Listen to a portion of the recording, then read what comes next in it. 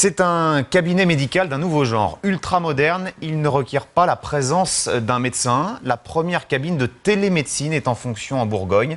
Elle permet en fait d'établir un premier diagnostic du patient. Nous l'avons expérimenté, c'est notre rubrique Le Moi-Je. Moi, j'ai testé ce mini-centre de santé. Voyons tout de suite à quoi ça ressemble.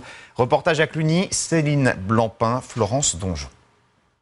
Nous sommes dans une maison de retraite ultra moderne. Ici, pas d'aide-soignant, pas d'infirmier, pas de blouse blanche. Cette résidence est conçue pour des seniors autonomes. Et pour surveiller leur santé, ils ont à leur disposition une cabine de télémédecine. Ce robot permet de mesurer sa tension, sa température, son rythme cardiaque. Pour l'utiliser, c'est tout simple, il suffit de s'installer dans le fauteuil et de suivre les consignes. Le thermomètre situé à votre gauche va capter la chaleur émise par votre corps et en déduire votre température. Posez votre tempe contre le cercle de couleur bleue sans vous aider de vos mains. Et maintenant, je vais prendre ma tension. Vos résultats sont en cours d'impression. Quelques minutes plus tard, donc, je peux récupérer mes résultats.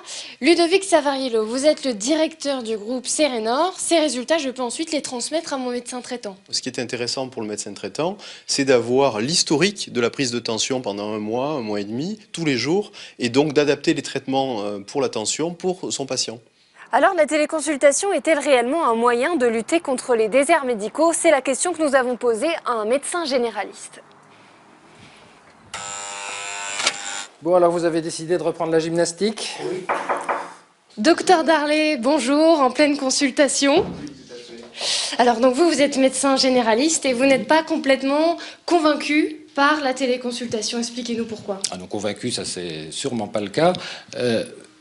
Quand on ausculte, quand on consulte avec quelqu'un, la première chose, c'est la parole, l'échange, la connaissance des antécédents, la connaissance des souhaits du patient pour lui, pour sa vie, pour ce qu'il veut faire. Et ça, c'est pas des chiffres. La santé d'un patient ne se résume pas à des chiffres. Malgré les réticences de certains médecins, la cabine de télémédecine a, semble-t-il, convaincu de nombreux professionnels. Selon le fabricant, certaines seront installées très prochainement dans des lieux publics comme des mairies ou des clubs de vacances.